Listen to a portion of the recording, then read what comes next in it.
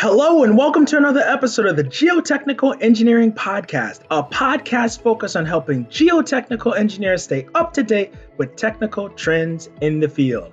I'm your host, Jared Green, and I've been practicing as a geotechnical engineer for over 18 years.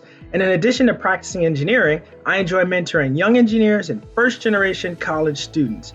I've focused on helping to increase the number of pre-college students that are interested in STEAM majors and fields. By STEAM, that's science, technology, engineering, art, and mathematics. And in this episode of the Geotechnical Engineering Podcast, I'll be talking with Dr. Antonio Marinucci, Ph.D., MBA, PE, the founder and president at V2C Strategists, LLC. We'll be talking about project management for geotechnical engineers and being a lifetime learner. Dr. Marinucci has 25 plus years of progressive experience in the civil and geostructural design construction industry. He provides services and practical solutions to engineering, business, risk, legal dispute, and technology concerns facing clients in the engineering and construction, transportation infrastructure, and capital development sectors. He's licensed in 14 U.S. states and Washington, D.C. He's also an instructor for the FHWA National Highway Institute and is an active member of numerous professional organizations, technical committees, and various practical research efforts. Dr. Marinucci has co-authored more than 50 peer-reviewed technical publications. And with that, let's jump right into our conversation with Dr. Antonio Marinucci.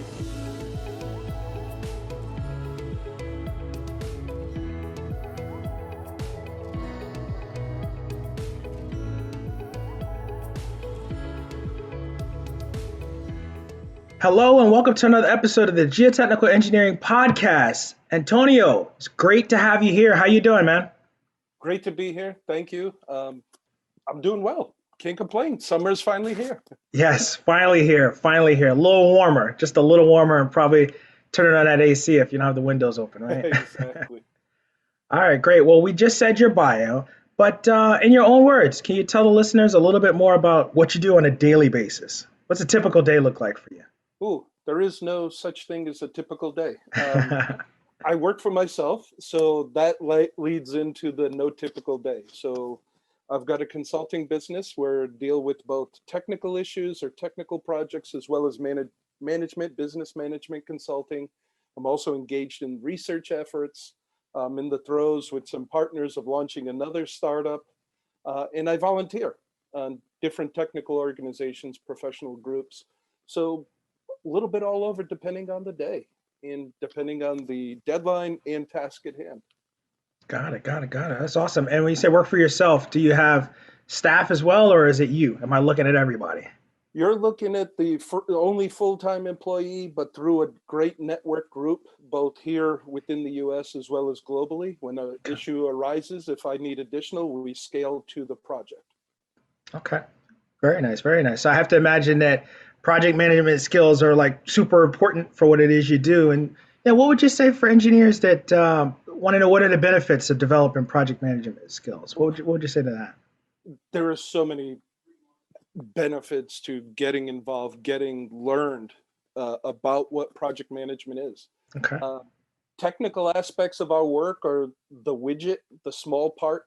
So they are the means to the end. But it's the project management and the business aspects that really drives everything. The decisions, the risk, the human resources, the capital expenditures, and how to put that all together and keep things on track is really key. So managing not just the technical, but also the human sociological, as well as the cost, and really understanding all the key players as part of the game and where everybody's coming from, and their own biases or self-interest or risk exposure and comfortability. Okay. So it's understanding how it all comes to play, and it's extremely crucial, especially if you want to get out and keep growing within an organization or even moving between them. Got it. And how do you learn that? I mean, you could take classes, you're learning at the job. I mean, how does one get that experience? There's so many different ways, especially now with the onset and now integration of even online learning platforms like edX and MOOC, and even different schools that are available that do online training programs, and then just showing up and learning. So getting involved with, your professional associations, both locally as well as nationally, and who you work for also helps to influence. So having a good mentor, being engaged what's going on, not just coming in doing the, for lack of a better term, the 9 to 5, come in, do your job and leave. There's so much more to going with it, but it also depends on your own career aspirations. So where do you want to go? I have friends who are very happy with, I'm an engineer, I want to do my design work, and then that's it. And I've got other interests, and others who go, I want to get to the top of that pyramid and let's go, or top of the mountain rather, and let's go. And so there's so much to it, learning from everybody. There's so many things to see, not only within our discipline, but also across all the various industries out there. There's always something to glean. One of my favorite pieces that I've read and kind of transformed how I thought about our industry was Jack Welch, the former CEO of GE. His book, Straight from the Gut. Yeah. He has had a PhD in chemical engineering and rose to become the CEO of one of the world's largest corporations at the time. And it was like, okay, so what made you go that way? What influenced you? What did you see? What did you do? And just trying to understand from people who've been there. Yeah, you say a lot there that that I agree with. You're right. The mentoring is so important, and then learning from others, right? And seeing somebody that's a place where you want to be and learning from them. You probably get more there from a textbook in some cases, but it's important. You need both the technical and then the business acumen comes with time as you're working with people and asking questions. And I guess you never get to the point where you've finished learning, right? Oh, Lord, no. And if you do, it's time to move on to something else because you've achieved everything you possibly could. Yeah. But then that would be pure hubris to think that you've learned everything there is possibly to learn. Exactly. So I understand that one of the things that's important for your firm is providing practical solutions to engineers, right? And can you think of an example where you had to act fast in order to avoid a crisis, and you could share with us? Sure. This may sound strange, but it was the examples I have in mind are not technical.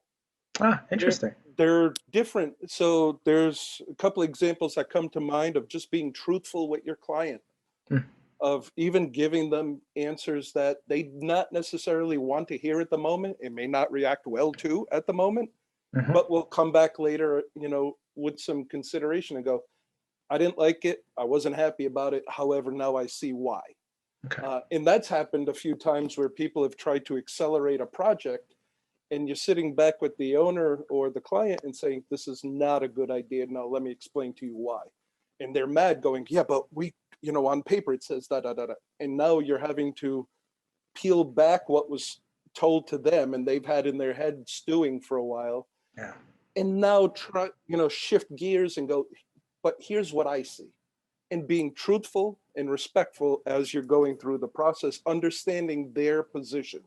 Yeah. And there have been more than a few times where I've learned a lot from those conversations of where they're sitting and how that affects how I now can structure my approach to them.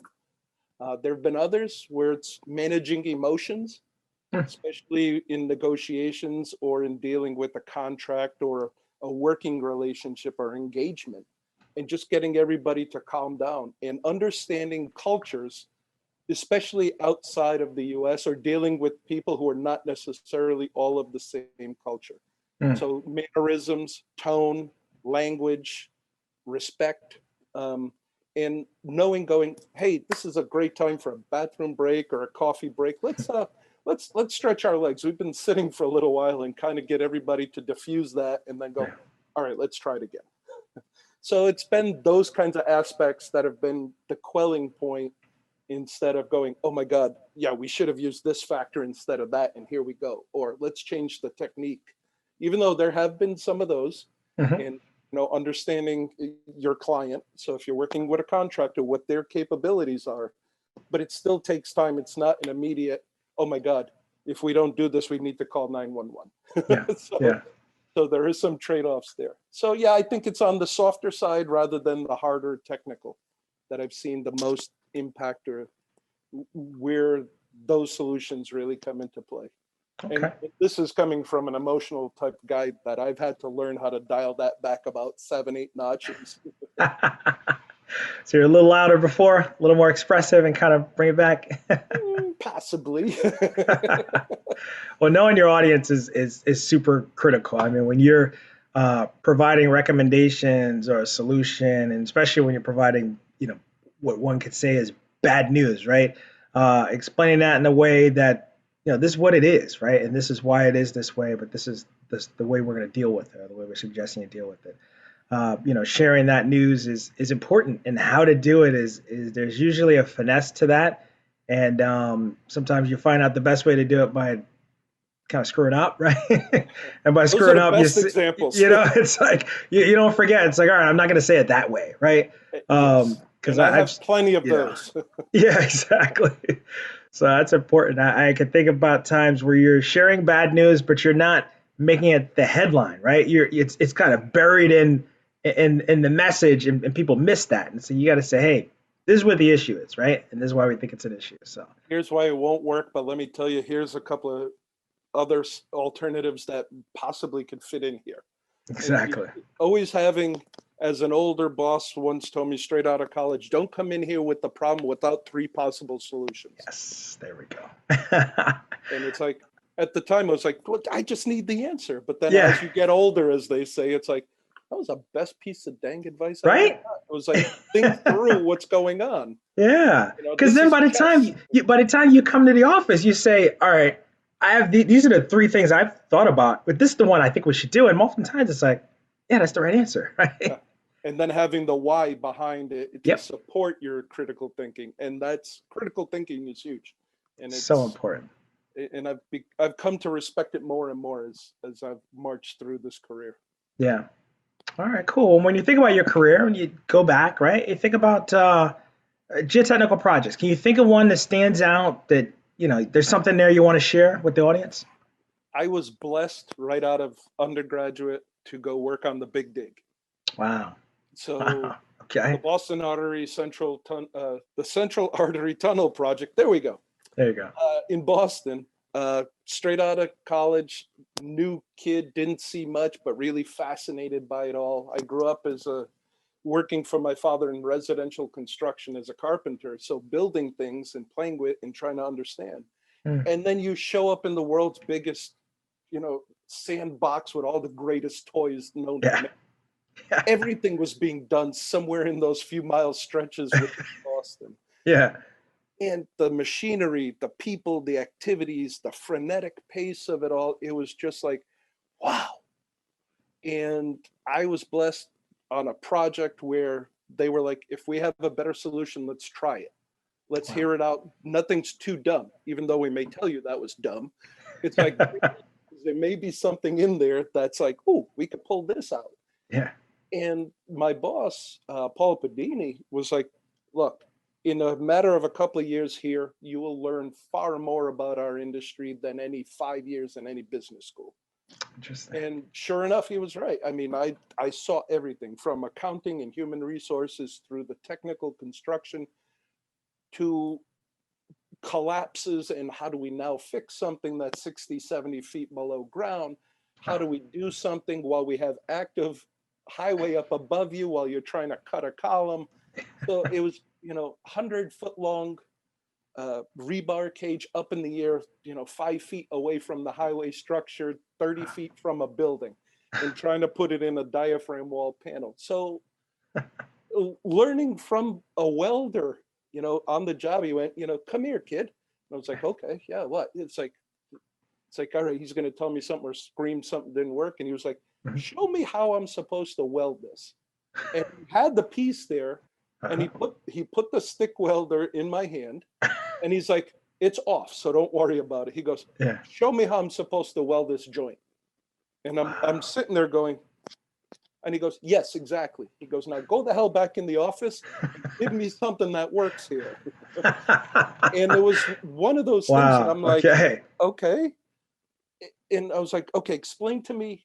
I said, I understand your point because my hand doesn't fit. Explain to me what you mean. And he did. He spent 10 minutes and I went back in, explained it. We Yeah. wrote up an RFI of what the situation was, came up with an alternative and went to work. But it was like being there and learning from the guy who was actually doing it was like, Yeah. oh, never thought about that and we didn't design it. So mind you, Yeah. Mhm. but it was just looking, going, okay, so even people who are experienced well into their careers, sometimes things get through the system. And it's like, okay, you got to learn from everybody. You got to Yep. have open communication and trust. Yeah. So, That's awesome. I mean, the reality is that that's one of the worst situations you can be in is when, you've been paid to design something, right? You've designed it, it's been bid upon, and now somebody's getting ready to construct it and it can't be constructed, right? And it's like, did you take time to think about how we're going to actually construct this? Is it buildable? And that's a hard lesson to learn, but when you learn it, you hopefully only learn that once. one hopes. Yeah, exactly. But oftentimes, I mean, we have the RFI process, so this does happen. That you know, what does it look like in the field? Yeah.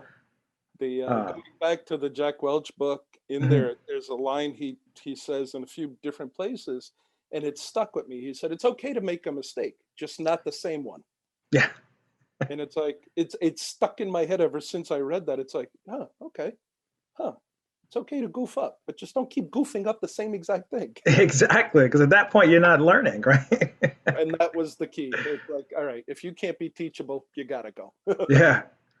Oh man. So when we think from an educational standpoint, I love that you have not just a PhD, but a PhD and an MBA.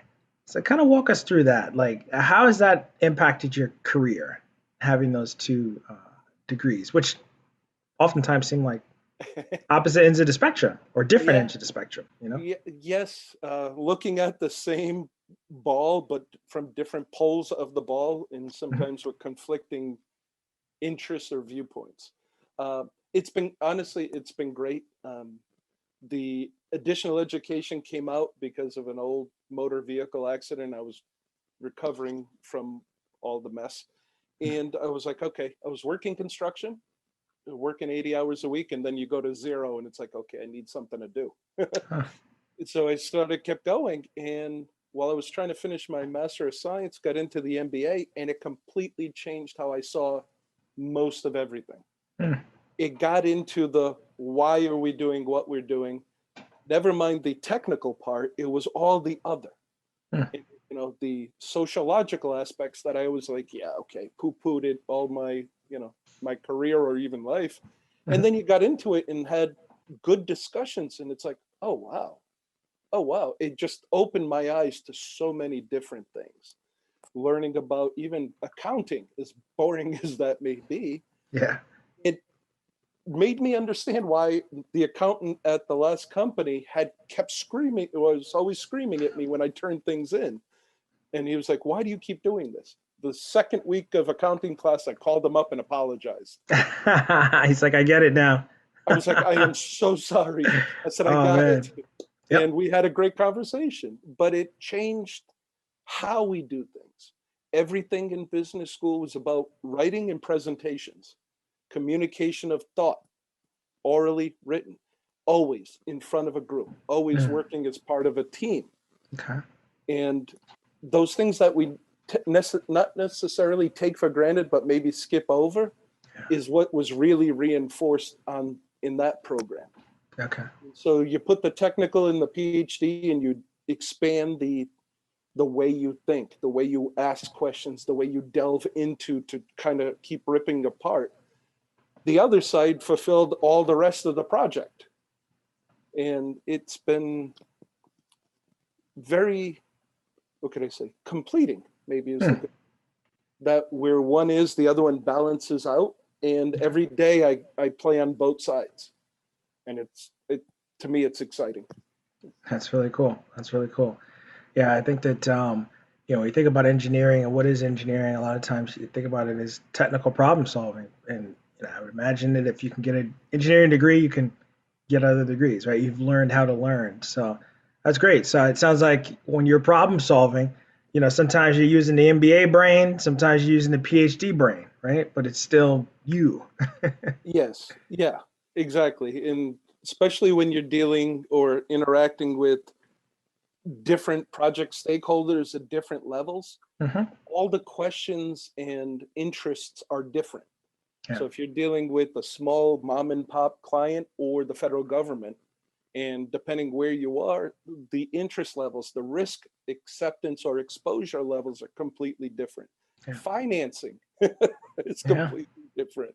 That's true. Uh, so yeah, it's been able to foster and facilitate my love of learning, even though I almost didn't make it out of high school. Wow. Wow, look at that. That's amazing. It all works out eventually. That circle, man. That's cool. That's cool. Well, in your opinion, what would you say is the benefit or the importance of being engaged technically and also in professional organizations? Because there's a lot of time that goes into the job. There's a lot of time that goes into giving back to professional organizations. But what would you say, what would you say is the value, the importance, and how do you do it? What would you share with our listeners on that? um, there are many benefits. First of all, if you're working for a company and you're engaged, it's networking, it's marketing, both of yourself as well as the corporation or the Mhm. organization. Um, there's also a learning aspect to it all. You're learning from those who are doing it. And if they're Yeah, around that table, they're engaged. They're the yeah, ones actually doing it and pushing for something better for the most part. And so you're learning from the movers and shakers in our industry. And who doesn't want to be rubbing elbows with the folks making the decisions? yeah, So, even though from an engineering point of view, we sit back and go, oh, I've got to send X amount, or I'm going to go there for 3 days. And you go, I'm not going to be productive for 20 hours or whatever it is. Well, yes. But on the other hand, you're also meeting a whole new group of people. You'll be seeing possible clients moving, now or maybe later, especially if they're impressed with you. yeah, They're going to call you up and go, hey, I heard you speaking about XYZ. We have that issue here.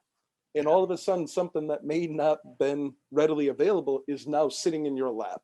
yeah, So it's hard to turn or gauge the return of investment of that, but there's so much of it. Not to mention there's the personal gratification of paying it forward. hmm, You've learned from others. Well, why not help others? So you may be mid-career, but there may be entry-level people coming through. yeah, You can now help to foster them and move them through the system. Friendships. yeah, Some of my best friends are in this industry, yeah. and personally, I've blended my work and social life where there is no boundary. Nice. I enjoy, going somewhere and seeing certain people. I like going to see new cultures, new areas, meet new people, and it's kind of all come together. And so people go, "Oh, don't you hate traveling X amount a year?" It's like, no, it's like I really enjoy. I miss, and this is what COVID has done. It made me miss seeing certain people like yourself. Yeah. We used to see each other at conferences. Now it's like we're resorting to these rectangles on the screen, right? Exactly. Hopefully, only a little bit longer. Out Hopefully of only. necessity, Yeah. rather than this is what we want to do. So Yeah. yeah, many benefits. So from the corporate point of view, there's a marketing aspect, a networking aspect. You could possibly even find new employees Yeah. bringing in and go, hey, this didn't cost us anything. I met this person. This person, we need to bring this person in. Yeah. They're at such and such. They may not be happy, or they're looking for a change. Let's scoop them before somebody else does. So Yeah. there's so many different places to Yeah. see benefit. Yeah, you're absolutely right, and I think that with the organizations, there's so many different types. So there's geotechs, right? There's so many different types of geotechnical organizations to be a part of, and I think when you find the one that you like, that's why I always tell young staff, it's like go to different events, see Oh, which ones you definitely. like, see which group of people, kind of jive with you, right? And then when you find the one that you like, go to more, raise your hand, join that committee, lead that committee. And you're right. You end up spending so much time with these people and you say, wait, we actually have a lot in common. Yeah, I yeah, actually like being around you. So it's a win all around. I agree with you. It's definitely a win all yeah. I agree with that. Not to mention, it also broadens your speaking ability and presentation skills and learning how to interact in an extremely diverse group where around. maybe not everybody shares your same viewpoint or positions Yeah, or beliefs for that yeah, matter, it's true. as we've That's seen true. more recently here. Yeah, So it again, it, as they say, it polishes the stone. It gets rid of the jagged edges, and it keeps working on you, and constantly working on yourself, yeah, and you're constantly marketing. That's what engineers fail to realize. yeah, This is a marketing both for your side as well as mine. You go yeah. to a conference, there's a marketing. You speak to somebody in a positive way or in a not so positive way. It could be good marketing or poor marketing. So Yep.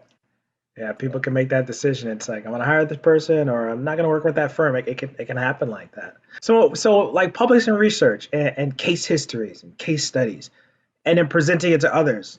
What do you think about that? I mean, I know you do it a lot, but you tie it back to marketing and it's the improvement of marketing the aspect. organization. It's also yes, it's the organization. It's conveying what you've done, the cool projects, especially if it's a unique or very unique, very rare type of project or something very unique about that aspect that you're working in. Even if it's a typical project, there may be Hmm. something very niche oriented. It's like, oh, this is cool. Yeah. Um, the other part, it helps to train your brain on how to communicate. So Mm. take something that you know very well and now put it on paper in a way that somebody who may not have any understanding Yeah. is now reading this and now can understand what you're thinking about, which also helps you in your career. So the Hmm. better you could communicate in the written or oral sense, the more or the further you're going to go in your career. Yeah. Better advancement, better opportunities, higher growth. And who from an organizational point of view doesn't want somebody who's going to keep growing and being hungry all the time and go, yeah, I want to do this, let's keep going, let's keep driving, let's push what we're doing. I love So it. yeah. I love it. I love it. Now, Antonio, you're like super busy, and like, you think about all the demands you have for work and technical organizations and things like that. I understand you're also an instructor for the National Highway Institute, and you're also doing things at the university level. Why? Why and how? um, well, there's a few different how, I have no idea. uh, um, the no it's how is the it fuels me. Mhm. I get energy by doing it. I get excited getting in front of a group and going, here's the little bit I know, and here I want to share it with you. Okay. And I've seen it ever since my first geotechnical course with Dr. Kovacs back at the University of Rhode Island. He's now passed within the last year, Mhm. but he made it exciting to go, bring something new, explore, and just have that sense of wonder of like, oh, wow, wow, oh, that's cool. Yeah. Oh, I never knew that could happen. And then you go out as we do, and you see it in the field and go, holy cow, that little sketch on the board that's it. Yeah. That's it. Yeah. So to me, there's the learning aspect of, learning, really have to learn what you're talking about. You can't just look at the crib notes and go, oh, okay, yeah, here it is. Yeah. You have to understand it. You have to communicate it to somebody who may have 30 years experience or may have 3 months out of undergrad. Yeah. So taking that concept, bringing it forward, and then you're also paying it forward. So you learn from people. You're there to help somebody else to hopefully do a better job, but also get promoted or excel within their place. And then there's always the marketing and networking aspects, but those are not even secondary. They're much further down the line, at Yeah. least in my opinion. It's that excitement, just getting there and working with people and going, yeah, I remember this. Here, let me share this. And you kind Yeah. of go, And as I tell people, at one point, every now and again, I'll just be there and I'm like, wow, they're actually listening to me. I know, right? When did I become that guy?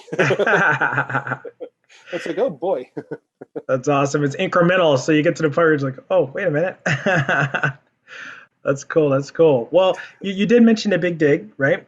And that was a massive, massive project. But, you know, listeners here, right? They're going to be working on large projects, maybe not as big or maybe as big. We never know. It's a lot of infrastructure getting ready to be on the docket. What advice can you give for working on a very large project? And you're this engineer out there. What things to be thinking about? What things to watch out for? What things to try? A couple of big things that jump out is be practical. Okay. We have to construct whatever's on paper. Yeah. So understand it, be practical, be economical. Always keep learning, Mhm. not just on paper, but from everybody around you. You can ask a competitor as long as, they're friendly. You could talk to different vendors. You could talk to other engineers. Always be learning. There's Yeah. always something to improve upon. Uh, keep keep atop or abreast of advancements, innovations, because you Mhm. never know when something will, you know, get to you and you're like, ooh, this might be a great application for Yeah. XYZ. And we're seeing that more and more. AI is coming, 4D, 5D scheduling, costing, modeling is coming, BIM. We have robotics. Yeah. There's so much coming. It's almost like, wow, where does one begin? But Yeah. begin. Yeah. It's like start somewhere. Yeah. Um, some of the other things, I guess, would be think critically, always ask questions, be respectful, Mhm. be humble. Don't go out there thinking you know everything, because there surely is somebody who knows more than you, Yeah. especially about a topic, and you might hit the wrong person on the wrong day with a comment. And They'll make you pay for it. I've seen it done to the point where I was agog at, oh my God, that was impressive. I really don't want to be on that person's point of view, but I would love to know how that person up here Yeah. keeps all that in their head and was able to rattle that off one after the other. So there's a lot. There's visit the sites. I mean, go out there. Yes. Yes. Talk to, don't talk to somebody in the middle of their task, but, ask questions. Yeah. So if you're interested in drilling, for instance, in foundation construction, big drilling, talk to the operator, talk to Mhm. the foreman, ask them, okay, so when this is happening, what do you see? How do you know when it's good? How do you know when it's bad? What would you change? Yeah. I mean, there's so much to learn from the folks doing it Yeah. that we sometimes as engineers, totally discount them. And it's like, they are the key element. They're key. Yeah. They're the And key. so, yeah, there's so much from a really widespread to really niche. There's just keep learning. Yeah. I love it. And when you have a big project, there's usually a lot of things happening over time, right? And if you're out there for some time, you get to get an appreciation for how long things take, what things look like, how things get connected. So it's a lot to learn. A lot to learn. Yes. Yeah. And you can learn from each phase and how each phase sets sets the next one up and relies upon the prior, Yeah. and how decisions are made and how they affect, the schedule, the cost, the construction. And if you can understand more than your piece, you Mhm. become ever so more valuable. Yep. And the more value or the more valuable you become, the more value the company or organization sees in you. And now you're both working in synergy and you're moving up together. Excellent. Absolutely right. That's a great point to pause on. We're going to come back in just a minute and close this one out with Dr. Antonio Marinucci in our Career Factor Safety End segment. Stick around.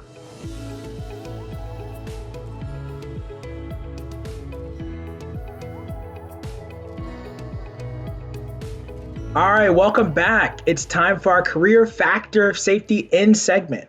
In geotechnical engineering, just like many disciplines of engineering, it's important to incorporate a factor of safety into your design.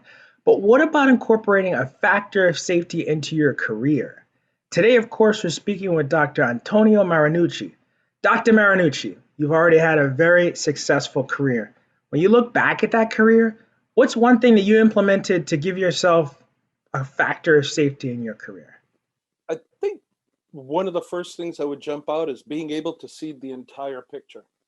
So not just my little piece where I'm standing, but everything from 50,000 foot view to in the ground, as well as the interest levels of each of the stakeholders around that table. So that definitely is something that is key to what I do, as well as the networking aspect. You don't know everything, but there's somebody who knows what you're looking for. Have access to them. Excellent. Excellent. I love it. Well, this was great. I appreciate you coming on the show and sharing all these great insights with us. And, if a listener heard something and said, man, I really wish I could get in contact with him, what's the best way for people to reach out to you? In social media or an email you want to share? They can reach me, have a company website, www.v2cstrategists.com. My info is there. My information or telephone number, email, and there's a contact me link there. So that's the easiest way I could probably say. Excellent. Well, thank you so much for coming on. This was great, man. Well, thank you for having me. And remember, always be curious, be hungry, be learning, be working, be evolving, and always be humble. Nice. Love it. All right. Take it easy, man. Thank you. Take care. I hope you enjoyed the episode today. We would love to hear your feedback, comments, and/or questions. Please feel free to go to geotechnicalengineeringpodcast.com, where you'll find a summary of the key points discussed in today's episode 25, as well as links to any of the resources, websites, or books mentioned during this episode. Until next time, we wish you the very best in all your geotechnical engineering endeavors. Peace.